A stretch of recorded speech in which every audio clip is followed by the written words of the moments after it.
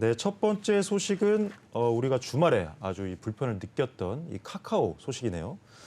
이번 카카오 사태로 대형 플랫폼이 다른 사업 영역으로 확장하는 데 대한 이 정부의 감독이 강화된다고 합니다. 온라인 플랫폼 사업자의 이 시장 지배적 지위, 남용 행위에 대한 이 강력한 규제가 내려질 전망인데 어떻게 보시나요?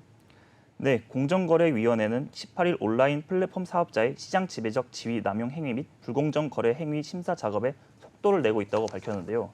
심사 지침을 통해 독과점 문제를 개선하겠다는 의미로 전통 사업을 토대로 만든 현행 규정이 플랫폼의 특성과 쏠림 효과 등을 제대로 반영하지 못해 플랫폼에 특화된 심사 지침을 새로 만든다는 입장입니다. 기존 공정거래법은 시장 점유율, 진입 장벽의 존재 및 정도, 경쟁 사업자의 상대적 규모 등을 종합적으로 고려하게 돼 있는데요. 하지만 카카오톡과 같은 무료 서비스의 경우에는 무엇을 진입 장벽으로 볼 것인지, 서비스 다양성과 품질 하락, 혁신 저해 등도 경쟁 제한 효과로 볼 것인지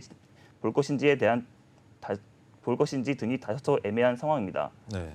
따라서 공정거래위원회는 심사 지침의 시장 지배력 평가 요소를 열거하고 자사 우대, 끼워 팔기, 최애 대우 요구 등 주요 법 위반 행위도 포함할 예정입니다.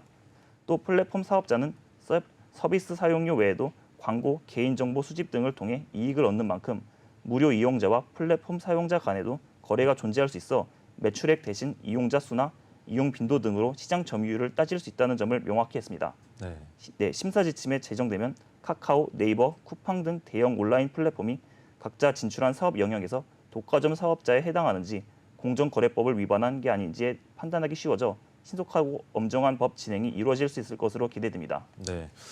한편 이 공정위는 수일간 이어진 카카오 계열사들의 이 서비스 장애가 이 소비자 분쟁으로 이어질 가능성을 좀 예의주시하고 있죠. 네네.